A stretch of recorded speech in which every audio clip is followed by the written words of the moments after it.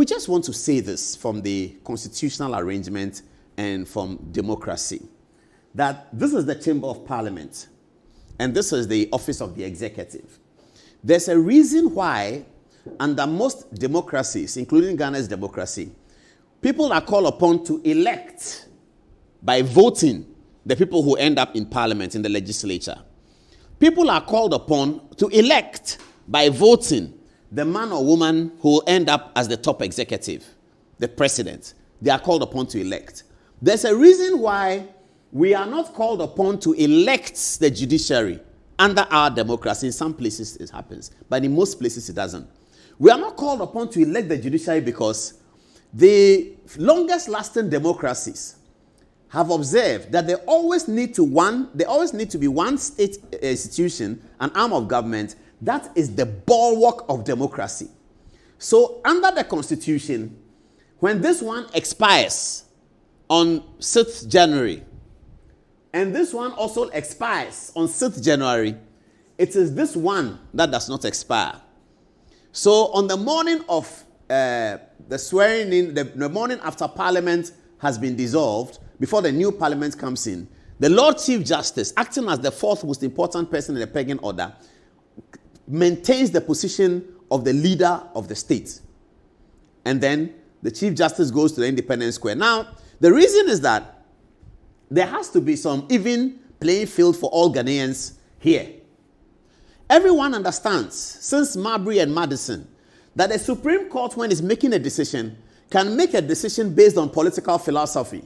If you go to America, it's not a secret. They'll tell you that the Republicans have the court or the Democrats have the court. Not because the Democrats elected people to the courts, but because the Supreme Court judges, of 9 of them, are divided into people know how they think. In America, because of data, by the time you become a Supreme Court, they know that you are right, left, center. Everyone knows that. So if the court is more right-wing thinkers, then on matters that go to Supreme Court on policy, on constitutionalism, they are more likely to go left or right. On every matter of policy and constitutionalism, there's always a left and right. You take free SHS to a court, that you want to say that free SHS is illegal. You will notice that the right-wing people might support you because they don't like government participating in all of those things. You will notice that the left-wing people will not support you. They will agree that it's not illegal, government must pay for it. On a matter like that, on a policy like that, everyone knows that there will be left and there will be right. 31st December to be celebrated as a holiday. There will be left and there will be right. Election petition has come. The fact shows a certain way. Those judges who are in there for the stability of the state will tell themselves that the president has already been sworn in. He has formed his government. He's 9 months into the government. Why are you going to give a ruling that we should go back and vote again? No. I'm going to be progressive. I go on. Then there's another judge who is a stickler for truth. That's their philosophy. That even if he's in power for 2 years, if the election was wrong, it's wrong. Analysts can look at the Supreme Court of 11, 10, 9 and say that this case is going this way. That's allowed. That's really allowed.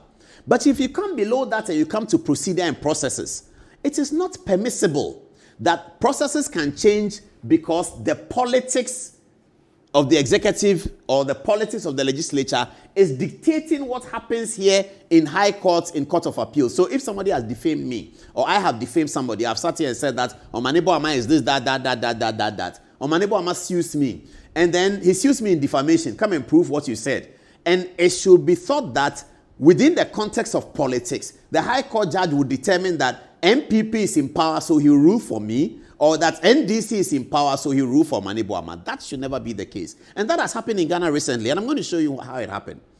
The other point I'll make before I show you what had happened is that the framers of the Constitution are also aware, and I'm coming to the constitutional article, or perhaps, no, let me do the Ken Korankye one first.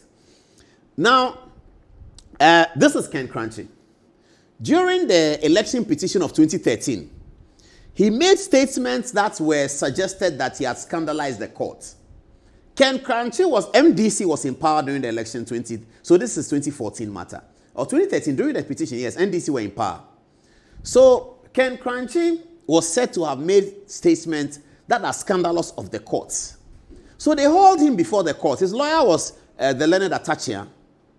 The court made the decision that Ken Korankye has scandalized the court, and therefore he should serve a contempt of 1 month. He was NPP. He's still NPP. NDC was in power. He was NPP. During the pendency of the trial, Akogun, Mugabe Mase, and the other guy, they also made statements that were scandalous of the court. What happened? Guess what? They were also hauled before the court and they were convicted for contempt. Keep the 3 there, I'll come to Enieboa. Because in the context of procedure and the context of the courts, there should be no favoritism as to how the court relates to this and relates to that. NBC was in power. And the 3 of them were convicted by the Supreme Court. John Mahama was president. And then they went into prison. But here's the catch again. Because the executive president, elected by a popular majority, is an important factor in the constitutional arrangement, every constitution gives the president the power to pardon people. Do you know why it does that? Because the constitutional framers fathom that the president's brother, the president's mother, the president's friends, his classmates, the relative of his cabinet, they may fall foul of the law. And if they do, a democratic arrangement does not permit the president to save them so long as they've fallen foul of the law.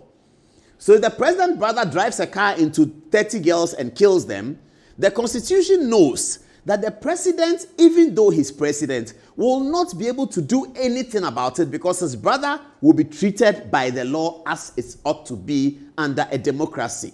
However, the constitutional framers don't want the presidents to be in a bad frame of mind. And whether, because you are human, whether you like it or not, if the president's brother is jailed, he will be in a bad state of mind. If the president's in a bad state of mind, it's probably bad for the whole of Ghana. If the president is not married and he has a girlfriend, and his girlfriend goes to slap somebody at a supermarket, that girlfriend of the president will be hauled before the law. And the constitutional framers are aware that this will disturb the president. However, we do not want the president to be able to interfere with it because equality before the law is a bulwark of constitutional democracy. Therefore, in almost every constitution, the president is allowed to take some people out of jail when they have been jailed.